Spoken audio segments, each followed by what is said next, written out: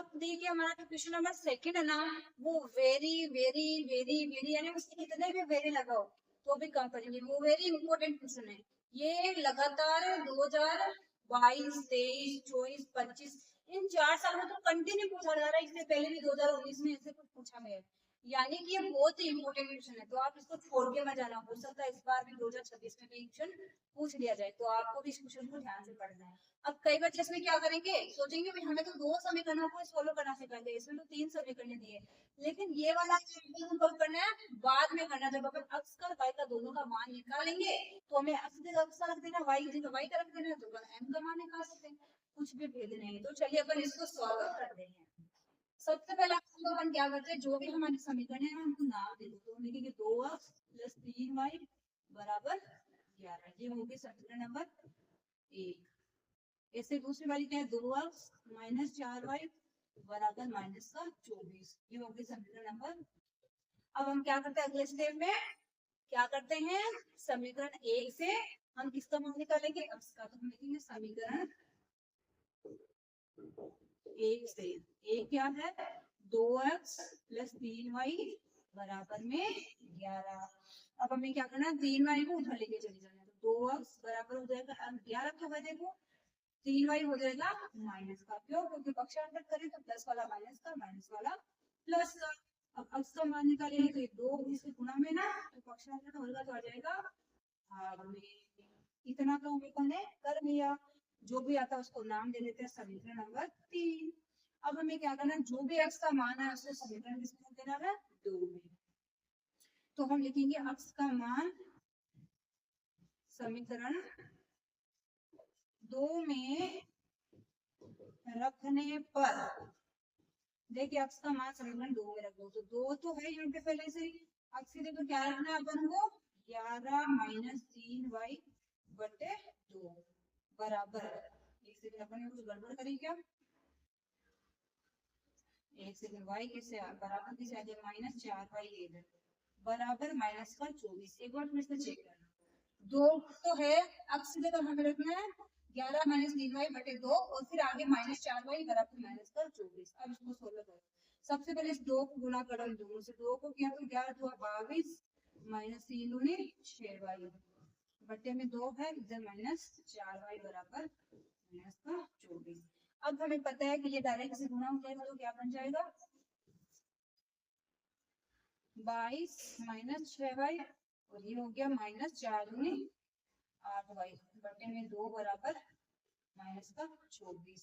6 और 8 इतने हुए 14, तो 22 - 14y तो बराबर ये इसे क्या हो जाएगा गुना, तो 2 गुना -24। अब देखो क्या हो गया, -14y बराबर 24 तो 48 हो गया माइनस का, और ये 22 को इधर जाके किसका हो जाएगा -22, -14y बराबर 8 2 10 का सोने आंसर लगे 4 तो 6 1 7, वो भी हो गया माइनस का। तो y बराबर क्या हो जाएगा -70 और बट्टे में भी -14। चाहो इधर भी काट सकते हो, लेकिन इधर काट रही है बात है। y बराबर हो गया 14 5 70। तो y का मान हम क्या करेंगे, समीकरण इस पर रख देंगे 3 पे। y का मान समीकरण 3 में रखने पर, देखो 3 हमारी क्या है, x बराबर 11 - 3y बटे में 2, तो x तो x है, 11 - 3 गुना क्या हो जाएगा 5 बटे में 2, तो x बराबर क्या हो गया 11 - 5 3 क्या हो गया 15 बटे 2। x बराबर क्या हो गया, 11 में से 15 निकालेंगे तो किसका आएगा -6 बटे, तो x बराबर क्या हो गया, 2 से कट तो जाएगा लेकिन किसमें आएगा माइनस, क्या आ गया -2। तो x बराबर तो आया -2, तो y बराबर गया है 5। अब हमें एक काम और करना है, यहीं पे अपन का आंसर खत्म नहीं होता, हमें क्या दिया गया है कि आपको y बराबर 5x + 3 इसका सोल्यूशन निकालना है। तो हम क्या लिखेंगे, y बराबर सॉरी mx है 5x mx + 3, तो y का मान तो है 5 बराबर m है नहीं, x का मान है -2 + 3। अब क्या करेंगे, इस mx सॉरी 2 m को इधर रख लेंगे, 3 को इधर ले आओ, तो 5 और -3 हो गया बराबर हो गया -2 माइनस, और ये प्लस का 2 बचेगा, 2 बराबर -2 तो m बराबर क्या हो जाएगा 2/-2, तो ये क्या आएगा -1, तो m का आंसर क्या है -1। ये क्या हो जाएगा अपन के आंसर। इस प्रकार से आपको प्रॉपर वे में आंसर देके आना, ताकि एग्जामिनर भी खुश हो जाए कि देखो बच्चे ने कितना अच्छा आंसर दिया है, तो आपके बिल्कुल भी मार्क्स कट नहीं करेगा। बहुत सारे बच्चों को ये भी दिक्कत आती है, वो बोलते हैं हमने क्वेश्चन एग्जाम में हमने अच्छे से कर दिया है, तो फिर भी हमें आंसर देना नहीं, क्योंकि हम पता नहीं क्या का क्या लिख के आ रहे थे, तो उसको समझ में नहीं आएगा तो मार्क्स कहाँ से देंगे। इसलिए हमें ध्यान से करना है, अच्छे से करना है, ठीक है। अब हम करते हैं क्वेश्चन नंबर 3। अब देखिए हमारा क्वेश्चन नंबर 3 क्वेश्चन है ना, उसमें हमें समीकरण दी नहीं गई है, हमें खुद को ही समीकरण बनानी है। क्वेश्चन में आपको जैसे जैसे बोला गया वैसे वैसे आपको समीकरण बनाना, लेकिन समीकरण बनाने का भी तरीका होता है, ऐसे समीकरण नहीं बनती। जैसे क्वेश्चन में बोला गया, जैसे क्वेश्चन में हिंट दिया गया उसके हिसाब से समीकरण बनती है। थोड़ा बहुत समीकरण बनाने का नॉलेज हमें होना चाहिए। और ये वाला क्वेश्चन है ना, ये जैसे अगर मान लो पिछले साल दूसरा क्वेश्चन आ गया है, तो इस प्रकार ये वाला क्वेश्चन पूछने का चांसेस भी उतना ही ज्यादा है। ये भी वेरी वेरी इंपोर्टेंट क्वेश्चन है। थर्ड क्वेश्चन है ना, उसमें 5-6 क्वेश्चन है ना, उसमें सबसे इंपोर्टेंट क्वेश्चन यही है, इसलिए इसको भी ध्यान से देखिएगा। अब देखिए हम समीकरण कैसे बनाएंगे वही हम सीखते हैं। मैं आपको एकदम आसान तरीके से समीकरण बनाना सिखाऊंगी, क्योंकि बहुत सारे बच्चों की दिक्कत होती है, उनको क्वेश्चन प्रतिस्थापन विधि से सॉल्व करना तो आता है, लेकिन कब, जब उनको समीकरण मिल जाए तब। लेकिन आज आपको समीकरण नहीं दी हुई है, तो फिर खुद से समीकरण कैसे बनाना वो पेपर एकदम आसान तरीके से देखिए। तो देखिए हमारा क्वेश्चन क्या बोल रहा है, दो संख्याओं का अंतर क्या है 26 है, और एक संख्या दूसरी संख्या की 3 गुनी है, उन्हें ज्ञात कीजिए। हमें क्वेश्चन को ध्यान से पढ़ना है, क्योंकि सब कुछ उस क्वेश्चन के हिसाब से अपन को करना है, अपन खुद की मर्जी से कुछ भी नहीं रख सकते। सबसे हमें क्या देंगे, दो संख्याओं का अंतर 26 है।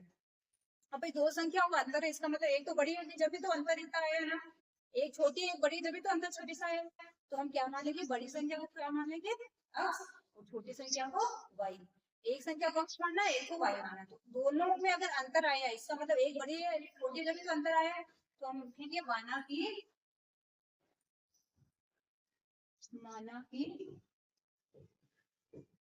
बड़ी संख्या बराबर क्या है x, और छोटी संख्या बराबर हो जाएगी, छोटी संख्या बराबर y। इतना काम कर लिया। अब हमें क्या करना है, जैसे जैसे क्वेश्चन में बोला गया ना वैसे वैसे करते जाओ। हम उसके लिए लिखेंगे प्रश्नानुसार। प्रश्न में क्या बोला गया, दो संख्याओं का अंतर क्या है 26 है, इसका मतलब इन दोनों का अंतर ही होगा। अपन ने माना कि बड़े से x से छोटी y है, तो इन दोनों का अंतर, इसका मतलब x माइनस y बराबर क्या है 26।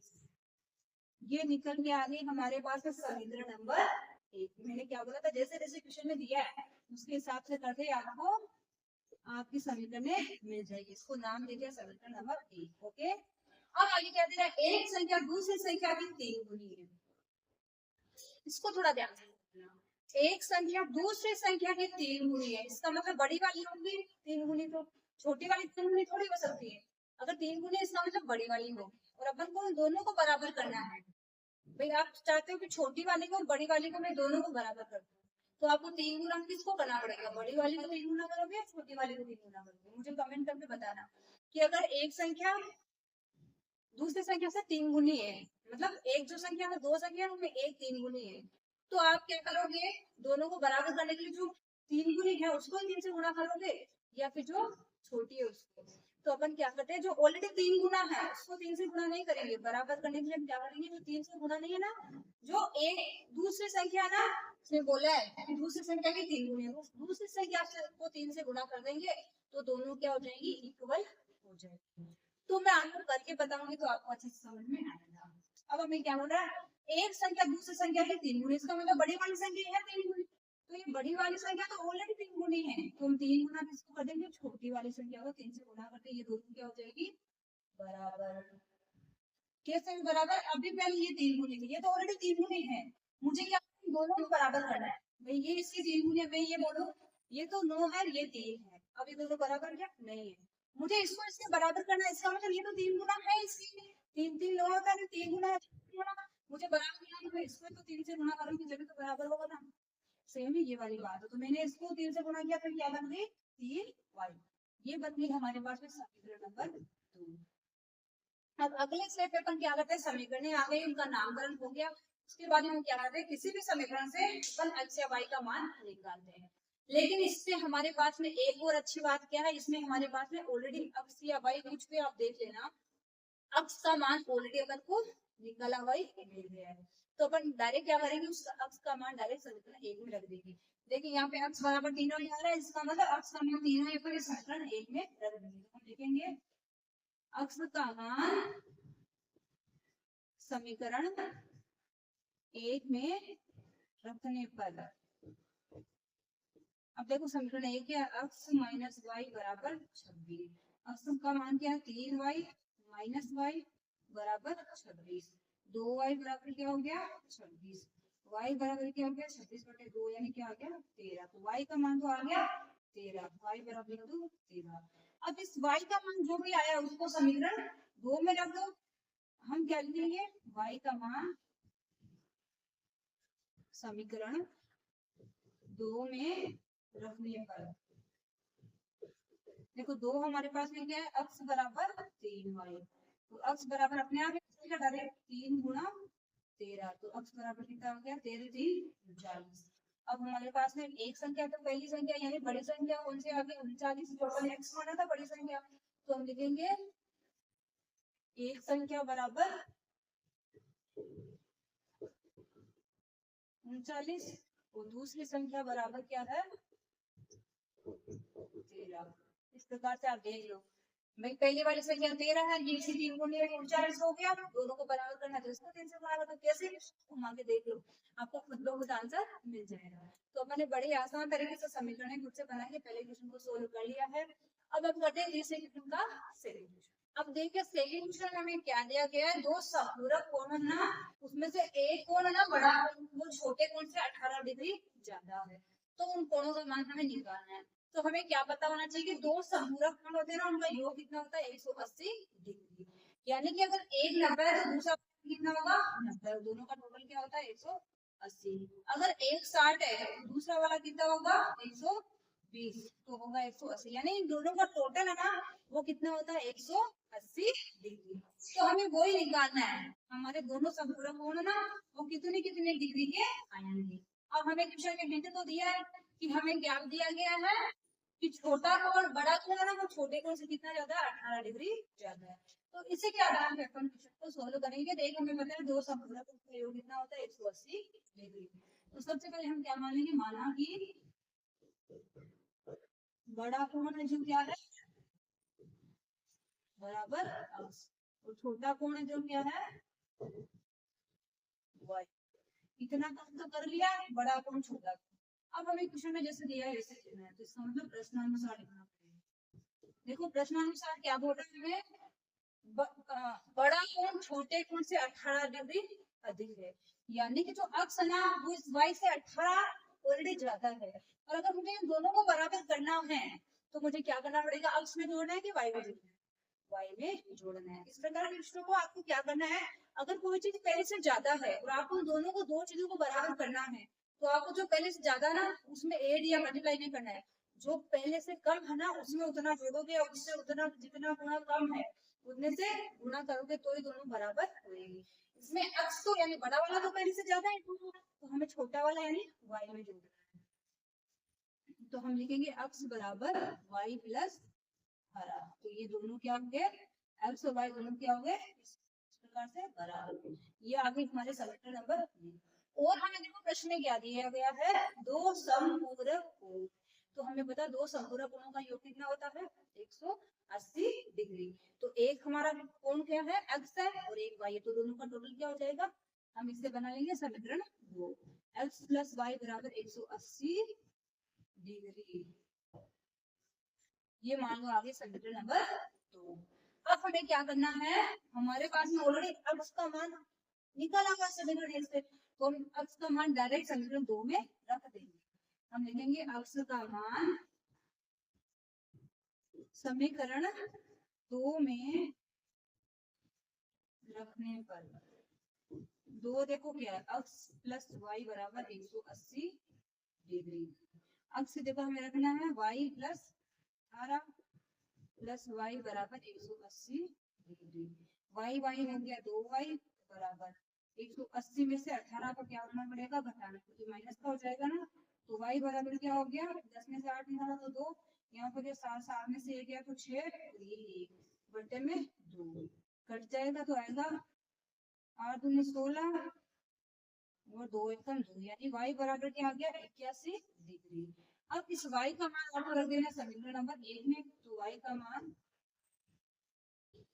समीकरण 1 में रखने पर जो अक्ष का मान आ जाएगा, रखेंगे तो y का मान x बराबर क्या हो जाएगा, y का मान कितना 81 प्लस 18 बराबर क्या हो गया 8 9 8 यानी 99 डिग्री। तो बड़ा कोण यानी बड़ा कोण क्या था हमारे अक्ष, बड़ा कोण इसको माना था अक्ष, तो बड़ा कोण अक्ष बराबर आ गया 99 डिग्री और छोटा कोण क्या था y बराबर आ गया 81 डिग्री। अब दोनों को जोड़ के देख लो, दोनों का टोटल क्या होता है 180 डिग्री। 9 और 10 का सुनने हंस लग गया है 9 9, दोनों का टोटल पे देखो मैंने आपको निकाल के बता रही हूँ, दोनों का टोटल कितना हो रहा है 180 डिग्री। इस प्रकार से हम देखो समीकरण खुद बना रहे हैं, इक्वेशन एकदम आसान तरीके से सॉल्व कर रहे हैं, ठीक है। अब बढ़ते हैं क्वेश्चन नंबर 3 की तरफ। अब देखिए थर्ड क्वेश्चन हमारा है बैट और बॉल का। जो क्रिकेट लवर है ना उनको बड़ा के मजा आएगा इस क्वेश्चन को करने में। इसमें बॉल का और बल्ले का मूल्य हमें निकालना है। तो हमें दिया गया कुछ भी नहीं, हमें 7 गेंद 7 बल्ले और 6 गेंदों का टोटल मूल्य दिया गया है। जैसे भी सेकंड टाइम में उसने कुछ खरीदे थे, कितने हैं 3 बल्ले और 5 गेंदे, उनका 1750 रुपए इसको लगा। तो हमें एक बॉल का और एक बल्ले का कितना रुपए उसने चुकाया वो हमें बताना है। तो सबसे पहले हमें क्या करना पड़ेगा, मानना पड़ेगा। वो भी क्या मानना पड़ेगा, बैट और बॉल है ना, तो हम क्या मानेंगे, माना कि एक बल्ले का मूल्य क्या मानेंगे, मूल्य बराबर क्या है 80 रुपए, ठीक है। इस प्रकार से आगे क्या गेंद है, तो एक गेंद का मूल्य बराबर क्या होगा, मूल्य बराबर y रुपए, ठीक है। इतना मान लिया। अब देखिए हमें एक एक का नहीं दिया गया, हमें कितनी गेंदें दी है, हमें कितने बल्ले दिए 7 तो बल्ले और 6 गेंद है, इनका मूल्य हमें दिया गया 3800 रुपए। अब देखिए कई बच्चे कंफ्यूज कहाँ होते हैं, जैसे एक मैं आपको बोलूं कि एक पेंसिल का मूल्य 2 रुपए है, ठीक है। मैं आपको बोलूं आपको 5 पेंसिलें लानी है, भाई आपको एक पेंसिल का 2 रुपए देना है बाजार में, तो आपको लानी कितनी है 5, तो आप उसको 2 रुपए दे के आओगे क्या, नहीं, आप उसको कितने रुपए दे के आओगे 10 रुपए। कैसे भाई, अगर एक पेंसिल में 2 लग रहा है तो मुझे क्या करना है, इस 2 को 5 से गुना करना पड़ेगा, जब मुझे पता चलेगा ना कि 5 पेंसिलों का कितना लगेगा। एक पेंसिल का अगर 2 रुपया लग रहा है तो 5 पेंसिल का कितना लग जाएगा, 2 को गुना कर देंगे, जब आ जाएगा 10। वही काम यहाँ पे बना, अगर एक बल्ले का मूल्य x है तो 7 बल्लों का कितना हो जाएगा 7x। तो हम लिखेंगे प्रश्नानुसार, तो क्या हो जाएगा 7x, जैसे गेंद का कितना है 6 गेंदों का हो जाएगा 6y।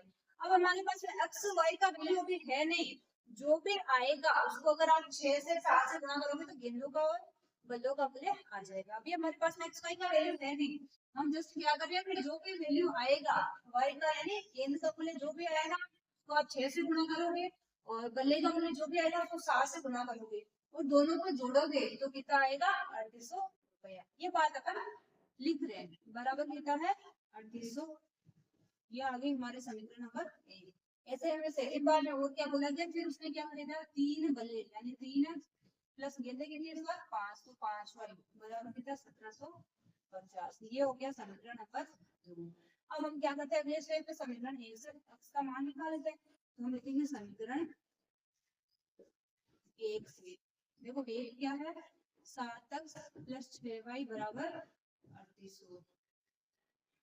7x बराबर क्या हो जाएगा 3800 माइनस 6y, x बराबर क्या हो गया 3800 माइनस 6y बटा 7। अब इसको नाम दे देते हैं समीकरण नंबर 2, ताकि हमारे x का जब मान निकालेंगे तो थोड़ा इजी हो जाएगा। अब हम क्या लिखेंगे, x का मान समीकरण, अभी अपन 1 से निकल रहे तो 2 में रखेंगे, समीकरण 2 में रखने पर, अब 2 क्या है 3x प्लस 5y बराबर 1750।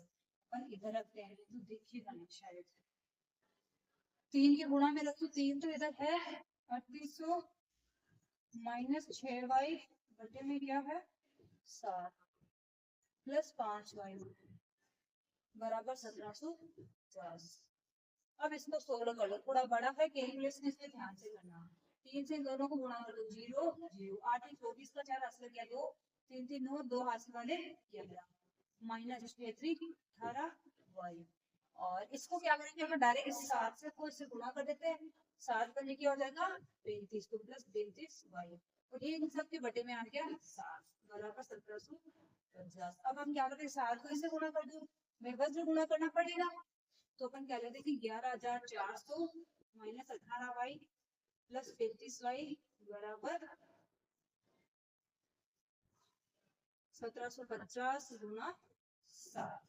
ठीक है, अब सोल्व कर लो, 18 और 35 का जोड़ घटाव कर लो, 4 गया तो बच गया 7, यहाँ पे गया 2 में से 1 गया तो 1, यानी 17 आ गया। क्या आ गया 17y किसका प्लस का, तो इधर क्या है प्लस 11400, इसको कर लो फिर उधर ले जाएंगे, 0 का 0 7 बजे 35 का 5 हासिल लग जाती है 7 7 49 50 2 52 का 2 हासिल के बाद 7 और 5 12 यानी 12250। 17y को इधर रख लेते हैं, 11400 को उधर लेके जाते हैं, 12250 माइनस 11400 घटा दो, y बराबर क्या हो जाएगा 0 का 0 5 से 0 तो 5 12 में से 4 तो 8 850 घटा 17 तो y बराबर हो जाएगा 17 × 17 17 5 85 तो y बराबर आ गया 50। अब अभी आंसर नहीं आया है, y का मान है ना, तो हम रख देते हैं समीकरण इसमें 3, तो हम लिखेंगे y का मान समीकरण 3 में रखने पर जब x का मान आएगा, समीकरण 3 क्या है, x बराबर 3800 माइनस 6y बटे 7। ठीक है, अब देखो रखो x बराबर 3800 का तो 3800 है माइनस 6 गुना 50 का ना y का बटे 7। x बराबर क्या हो गया 3800 माइनस 6 का 30 यानी 300 बटे 7, x बराबर ये हो गया 3500 बटे 7, तो 7 से कट गया 5 बार 2 0 का 2 0, तो x बराबर क्या आ गया 5, यानी अब हमारे पास में आया 500, तो x अपन ने क्या माना था एक बल्ले का मूल्य, y क्या है, तो लिखिए x बराबर 500 y बराबर 50, तो बल्ले का मूल्य क्या हो गया, एक बल्ले का मूल्य हो गया 500 रुपया, मूल्य बराबर लास्ट में आपको बताना भी है, तो एक गेंद का मूल्य क्या हो गया 50 रुपया। ठीक है, इस प्रकार से अपन को एकदम प्रॉपर वे में करके आना। पहले तो अपने x और y माना था, x क्या माना था बैट को, तो बैट का मूल्य क्या हो गया एक का 500 और बॉल क्या थी फ्री y की, तो y यानी हमारे क्या आया था y का 50, तो वो हो गया हमारे गेंद का मूल्य। तो हमें लास्ट में लिख भी देना है कि एक गेंद का मूल्य इतना है, एक बल्ले का मूल्य इतना है। ठीक है, देखिए क्वेश्चन बहुत बड़ा था, क्वेश्चन अच्छा भी था, कैलकुलेशन थोड़ी ज्यादा है, लेकिन क्वेश्चन में डिफिकल्टी कुछ भी नहीं है। अगर आपने क्वेश्चनों को ध्यान से पढ़ा ना पहले के क्वेश्चनों को, तो आप इन क्वेश्चनों को खुद से कर लोगे, आपको कोई भी दिक्कत नहीं आएगी। ठीक है, अब हम करते हैं इसी का क्वेश्चन नंबर 4। क्वेश्चन नंबर 3 का 4 क्वेश्चन है ना, वो थोड़ा सा बड़ा, इसलिए उसको ध्यान से करिएगा। उसमें मैं दो बातें बोली गई, एक तो नियत भाड़ा है, वो अलग से लगा, नियत है जो फिक्स चार्ज रहता वो है, और एक प्रति किलोमीटर भाड़ा अलग है। तो हमें क्या देख लेना है कि कैसे हमें भाड़ा, मतलब एक फिक्स चार्ज तो है ही, उसके अलावा जितना किलोमीटर वो चलेगी उसके हिसाब से उसके प्रति किलोमीटर भाड़ा भी लगेगा। तो अपन को क्या मान लेना है, माना कि नियत भाड़ा बराबर, नियत भाड़ा तो क्या मान लेना है 80 रुपए, और प्रति किलोमीटर भाड़ा क्या है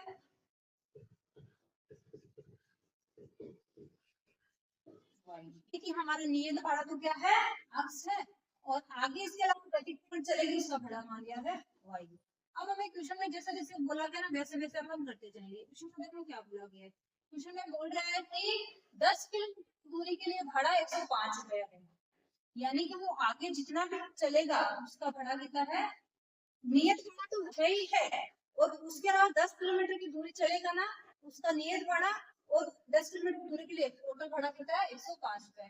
तो हमें पता नियत भाड़ा कितना 10 किलोमीटर की दूरी है प्रति किलोमीटर दूरी का भाड़ा कितना है y, तो 10 किलोमीटर का कितना हो जाएगा 10y, और टोटल कितना है 105। ये बन गई समीकरण। जैसे दूसरे में नियत भाड़ा जो हम समझ, उसमें भी देखो 15 भाड़ा है, तो हमने क्या किया प्रति किलोमीटर भाड़ा कितना है अतिरिक्त y, तो 15 के लिए कितना हो जाएगा 15y बराबर टोटल कितना है इस बार 155 बराबर। ये आगे समीकरण नंबर 2। अब हमें क्या करना है समीकरण 1 से इसका मान निकालें, तो हम लिखेंगे समीकरण 1 से a क्या है x प्लस 10y बराबर 105, तो x बराबर क्या हो जाएगा 105 माइनस 10y। ये आ गई हमारे पास समीकरण नंबर 3।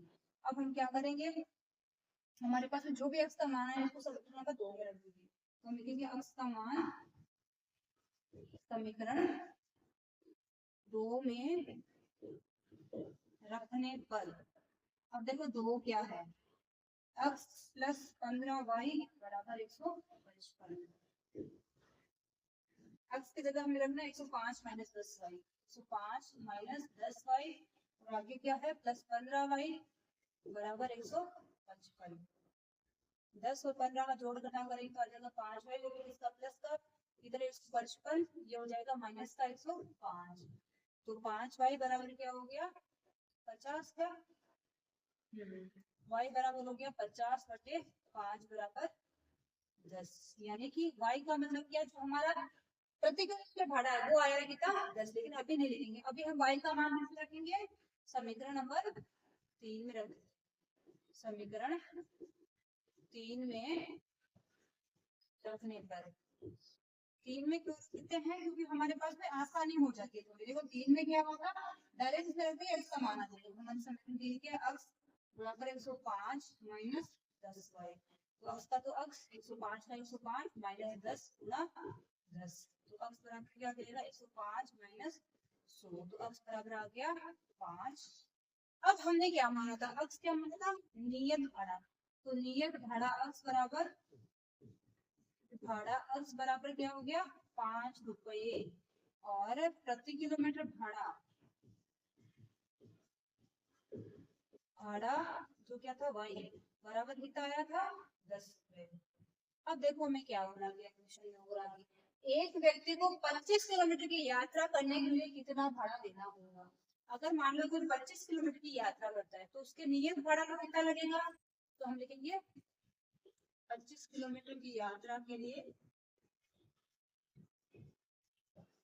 ये भाड़ा बराबर, अब देखो उसकी जो फिक्स भाड़ा है वो तो लगेगा ही लगेगा, फिक्स भाड़ा कितना है नियत भाड़ा कितना 5 रुपए, तो 5 प्लस इसमें जो प्रति किलोमीटर का भाड़ा है तो ये कितना चल रहा है 25 किलोमीटर, तो प्रति किलोमीटर का भाड़ा कितना आया है 10, तो 5 प्लस ये कितना हो गया 250, ये कितना हो गया 255। यही क्या हो जाएगा हमारा आंसर। क्वेश्चन बड़ा है लेकिन आंसर आप मिनटों में निकाल सकते हो यदि आपने समीकरण एकदम अच्छे से बना लिया, उस समीकरण में कुछ भी भेद नहीं है, क्वेश्चन में जैसे दिया गया वैसे वैसे ही मैंने समीकरण बनाया, ठीक है। इसी के साथ फोर्थ क्वेश्चन हो गया कंप्लीट। अब हम बढ़ते हैं क्वेश्चन नंबर 5 की तरफ। पांचवा क्वेश्चन है ना वो हमारा भिन्न के रूप में, यानी कि हमें अंश और हर दोनों में कुछ कुछ जोड़ के हमें भिन्न प्राप्त होती है, उसके हिसाब से आंसर देना है। हमें पता है भिन्न का मतलब क्या होता है, अंश और हर से मिलकर बनती है भिन्न, तो हमें जैसे किसी क्वेश्चन में दिया उसके हिसाब से समीकरण निकालनी है। सबसे पहले तो मान लीजिए माना कि भिन्न का अंश तो क्या है ना कि अंश बराबर क्या है x है, और भिन्न का हर ना वो क्या है y है, इतना तो मानना पड़ेगा भाई, अंश और हर मानेंगे जब तो उसमें कुछ जोड़ेंगे जब तो भिन्न प्राप्त होगी। अब हमें प्रश्नानुसार जैसे दिया है वैसे वैसे लिखते जाओ। देखो प्रश्न में क्या दिया है, यदि किसी भिन्न के अंश हर दोनों में 2 जोड़ दिया जाए, अंश में भी 2 जोड़ दो और हर में भी 2 जोड़ दो, तो हमें क्या मिल जाता है 9/11।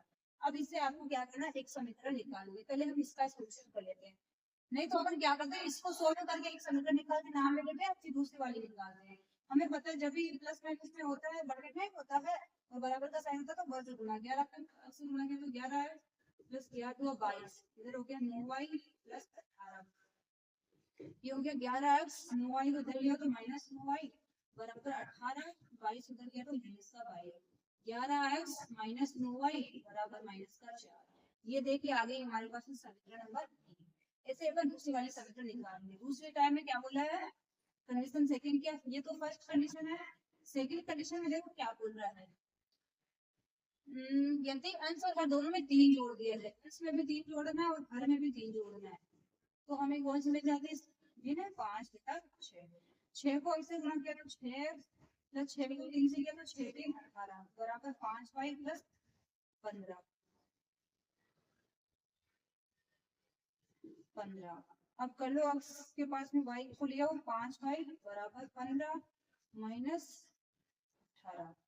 6 माइनस 5y बराबर माइनस का क्या आएगा 3।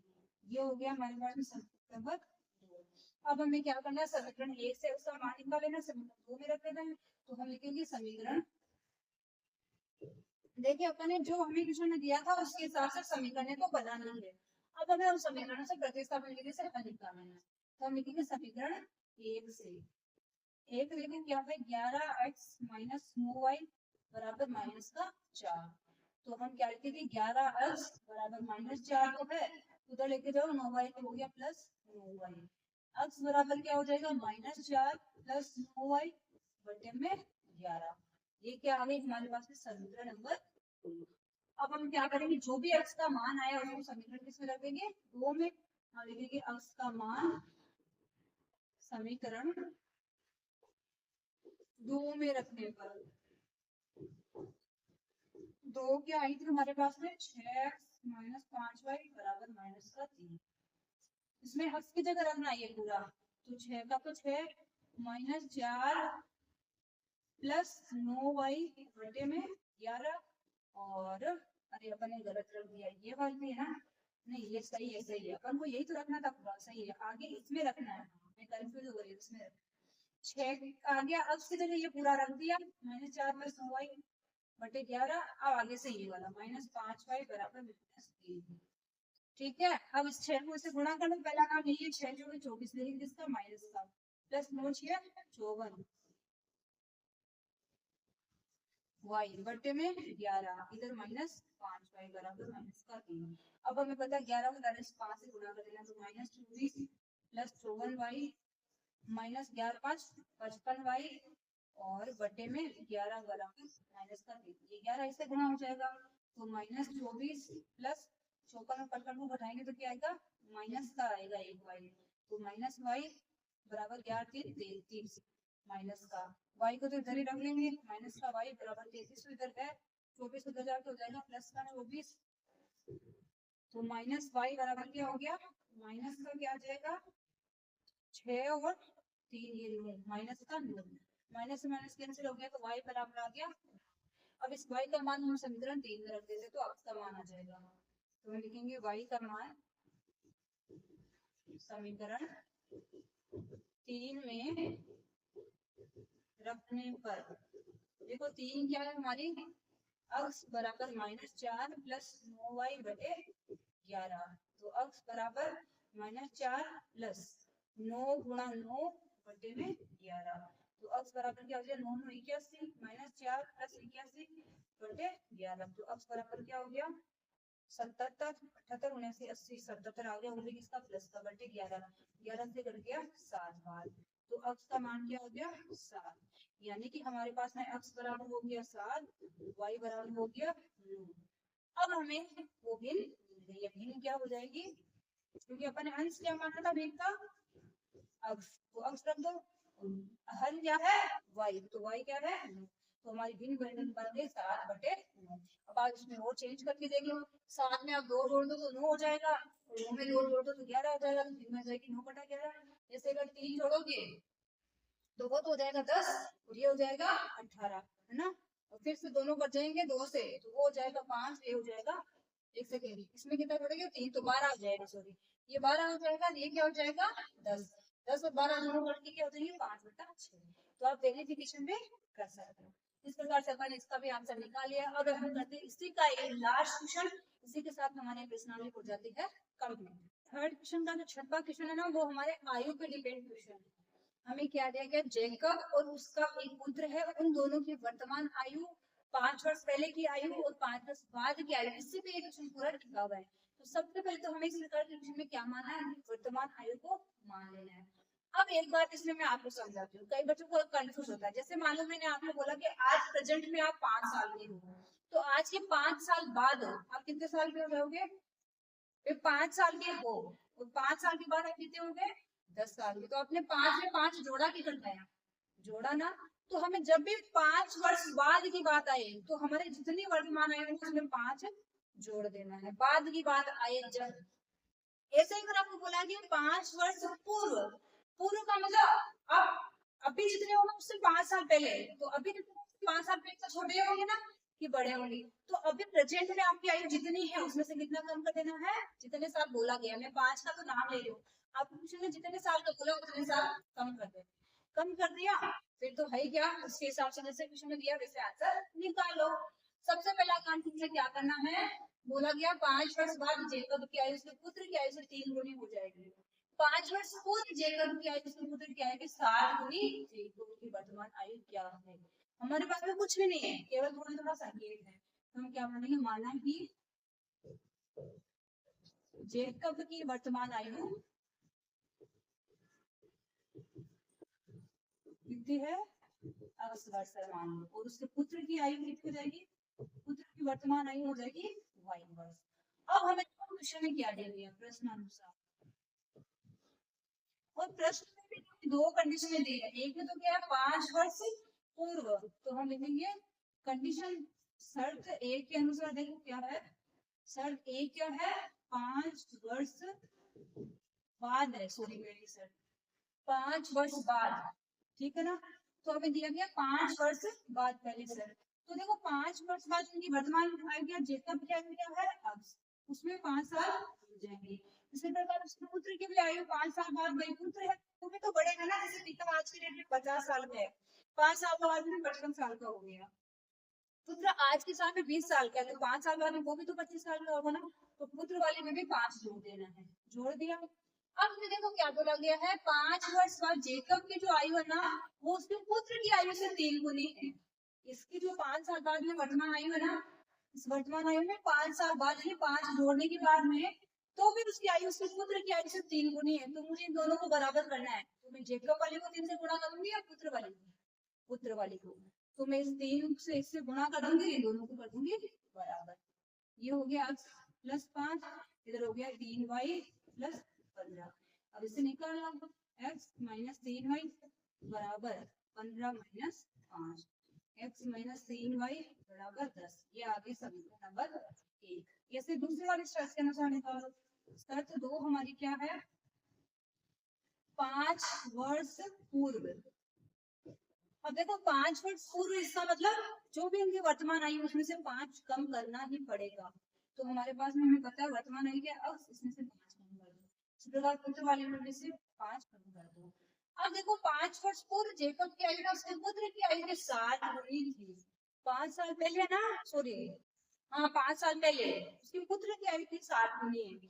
तो 5 साल पहले की जो आयु ना पुत्र की आयु से 7 गुनी है, दोनों को बराबर करने के लिए पुत्र को 7 गुना कर देंगे। इसको 7 गुना कर दो, इसको बराबर कर दो। x माइनस 5 बराबर 7y माइनस 7 बजे 35। x माइनस 7y बराबर माइनस 35, ये उधर गया तो प्लस का 5। x माइनस 7y बराबर माइनस का 30। यह आगे समीकरण नंबर 2। इस प्रकार से अपन ने एक समीकरण दो समीकरण दोनों निकाल लिए। अब हम क्या करते हैं, समीकरण 1 से इसका मान निकालते हैं। तो हम क्या लिखेंगे, समीकरण 1 से। एक देखो हमारे पास में क्या है,